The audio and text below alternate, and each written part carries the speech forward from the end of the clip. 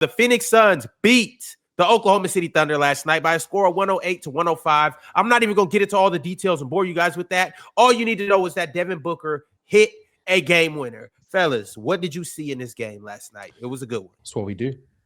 About time. What do you mean about time? That's the first time I beat them in almost 3 years. Yeah, but that's but whatever. We've been competing. We was close the first time he saw them. We take our moral victories around here. We was in that close game the first time they saw in the NBA Cup. They lost in like the last 30 seconds or whatever, and then they got blown out by 50. Ignore that one, we'll scratch that. And then obviously winning last night. The Suns have been mightily impressive. They're the 7th seed right now, I think. Seeing this team with all the injuries it's been dealing with as well, it's not like they've been fully healthy and they're benefiting from injury. Like, I would argue they've been not one of the more decimated teams by injury, but relative to their roster on paper, the amount of injuries they've been dealing with, the fact that Jalen Green has played 29 minutes the whole season, the fact that Dillon Brooks missed a stretch of time, the fact that Grayson Allen's been in and out, the fact that Devin Booker missed a week or so, all of that adding up, Mark Williams has only just been cleared for back-to-backs recently. And they're still able to be a 7 seed with a pretty good defense, a pretty good offense. I think the Suns, their coaching staff, their players deserve a lot of credit. I think the most notable was probably Dillon Brooks. And once again, another franchise he's changing. He's been amazing for them this year. I think he's averaging 20. I think. Something like that. Yeah, he's been great. Mark Williams. Yeah, really good all around. I will stand on this, Ox. We had a conversation about it last year. We had a conversation about it last year. Line up all 30 teams. Tell me which one of them Dillon Brooks ain't starting on. Name them. He's starting on every team in the NBA. Every last one of the teams in the NBA. Not starting for Chill when he got. He is starting in Oklahoma City. Yes, he is. Over who? Over Lou Dort. Probably Lou Dort. Yes.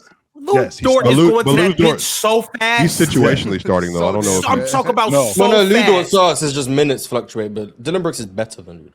Yeah, of course. By the way, Mars. Yes, he is. He's better than him. Yeah, chill. So that was when he got traded to Houston, I believe, or whenever he went to Houston, however that happened, because we felt like he was getting scapegoated in the whole situation. In Memphis, in the Memphis situation, and ran down all the teams, and I believe he starts for pretty much everybody. How does he start? Does he start? How does he start for the Knicks? Yeah, I was going to ask. How does he start for the Knicks? I was thinking, to be honest with you, I was thinking to myself, I was like, Ron, who's he starting over? Well, here's the thing. Hang on. Who we starting over? Because I'm gonna go with I'm gonna go with OG. I'm gonna go with OG because I got Brunson at the 1. I got Mikal. I got Mikal Bridges at the 2. Yeah, I got Cat at the 5.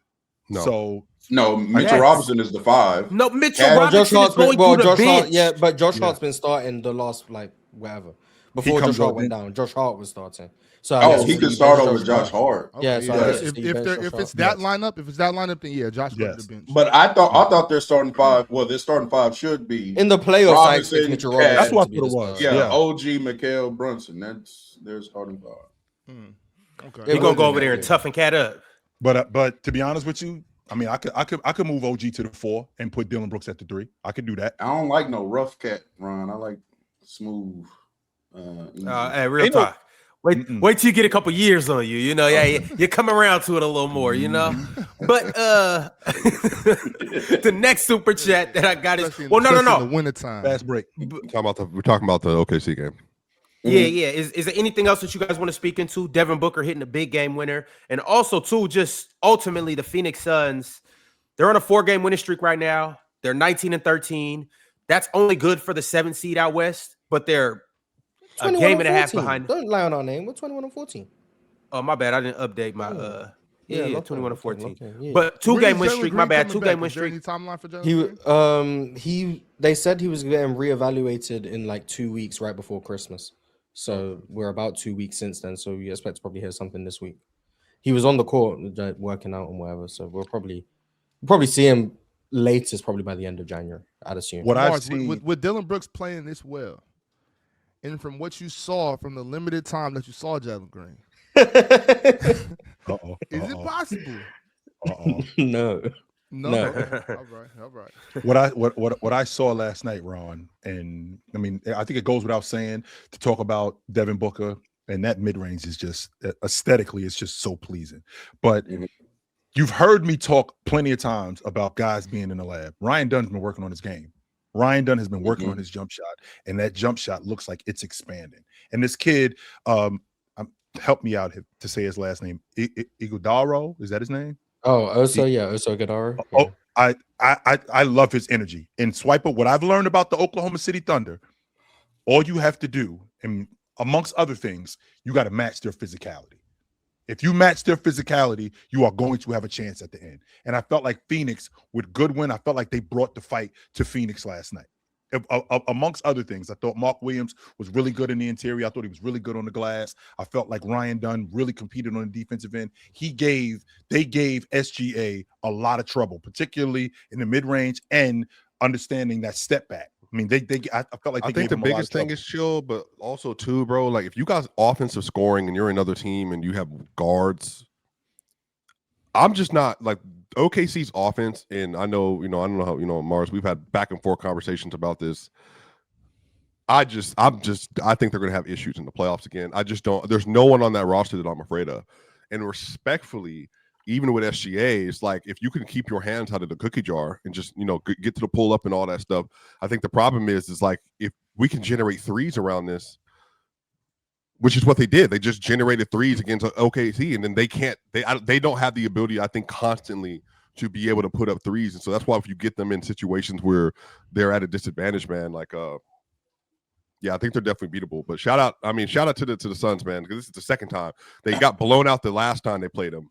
The first time they played them, that was the game. I think Colin Gillespie almost it was a close game. But the other time they played them, no, it was like no Devin Booker or like they were missing a few players. But like it is interesting how a few losses can change a narrative so quickly, because I do remember once upon a time how we were saying that this OKC team could win 50 to 55 games without Shea.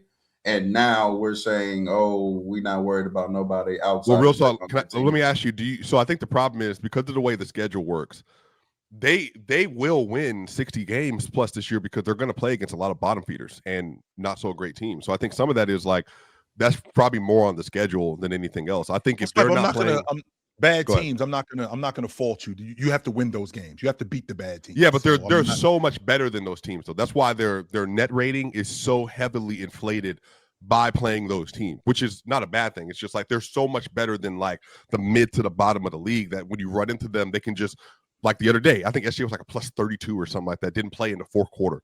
Like they can blow through those teams. But I do think there's something too when they play versus comp. I don't know how afraid of those teams are at this point. I do think they've lost a bit of their aura, at least. Bravado. Bravado when it comes to playing some comp. But I do want to say shout out to Jordan. He was highest on the Suns than everybody else. Me and Mars kind of had the Suns as like a really good mid team, like good team to watch. I thought there was going to be like around 500. I think I had them like when we did the preseason thing, like 42-40, something like that. Dillon Brooks, yet again, changing another team, not just because though he's a culture changer, but I mean, it's just time to admitting that he's just a damn good player, number one. I also, to Chill's point, Ryan Dunn was somebody I was high on in the draft. I wanted the Lakers to draft him so bad. He looked incredible defensively in college. The drawback on Ryan Dunn, just like Chill alluded to, was he was a god-awful shooter in college. I think he was shooting like 20-something% from three. It was very, very bad, but he's improving as an offensive player. He's getting better as the days and years go by. But another player I do want to give credit to that we haven't spoken on, former Laker Jordan Goodwin. Jordan Goodwin, I believe, hit 8 threes. 26 points. He was incredible. I wish he was still on the Lakers roster. He was good with us. Was he a two-way? Yeah. Or a two-way or like a vetman, one of them. But he was great guarding Shea as well, keeping him under wraps and hit open shots. So shout out to Jordan Goodwin as well. He played a phenomenal game. So Ox, is Phoenix a 6 that you took shopping and dressed her up? She's still a mid chick. You just cleaned her up a little bit and make her look a lot better than what she really is. I don't know. I think Phoenix, a lot of their worth isn't, materialistic. I don't think as much has to do with the looks. I think it's more interior is where you find its worth. You know what I'm saying? She that chick you could chill with. She's educated. She's educated. You know what I'm saying? She has a high credit score. She's just a nice girl. She treats people well. You know what I'm saying? She has all of that. I think Phoenix is definitely has a lot more substance than just what you can see. You know what I mean? But also, Ox, she that chick. She'll come over Saturday night. Y'all have a good Saturday night, and you wake up that next morning. And she looked the same. She go and cook breakfast and turn. No. She go and cook breakfast and turn. Hey, chill. You still sleeping? She cooking breakfast and she already got the pre-NFL, the pre-show for the NFL games. Yeah. She already tapped in and she chill with you all day watching the NFL games, dropping stats. She could tell you why this is her favorite team and favorite player. Like she one of those where you could chill and watch the games with her. Like I think it's the best of both worlds. I think Devin Booker shooting 30% from 3 this year too. So that was like they were not prepared for that. He was 0-3 and then took that shot. Well, obviously no time on the clock, so that was a great shot. But that was also good calculus by the Thunder. He's been struggling from the 3-point line now for this is another third, like 3 straight last years. year. Yeah. He's never really been a 3-point shooter though. Like I never really thought he was. I never thought he was a 3-point shooter. I always thought that his game was in between. That's where he was the most effective and getting to the rim. And he could shoot the 3, but I never really thought that was his game. That was just a part of who his game was. I never really thought that was a big part of his game. Coming out of college, Chill, he was like regarded as like he was compared to Clay. He was supposed to be like an elite 3-point shooter. That was his projection. And I mean, when you watch him shoot the ball, I mean, Devin Booker has one of the it's beautiful. It's beautiful. You would assume that he would. He's the best. He's the worst good 3-point shooter in the league, if that makes sense. Like everything tells you he should be able to make threes at a high clip, and he just doesn't. But everyone still treats him as if he does. And I think because it looks so good, it's fair enough. Maybe he has. It might be that he has too much velocity on his ball because he shoots kind of. It feels like a flat shot. So maybe it's not as good. And he gets up like this high. No, he elevates. That's low key his problem. He has a great jumper for a mid-range shooter. Getting that much elevation off the ground so he can everyone can be Ray Allen. Yeah, but jumping that high on threes is not common for elite 3-point shooters. It's the panel.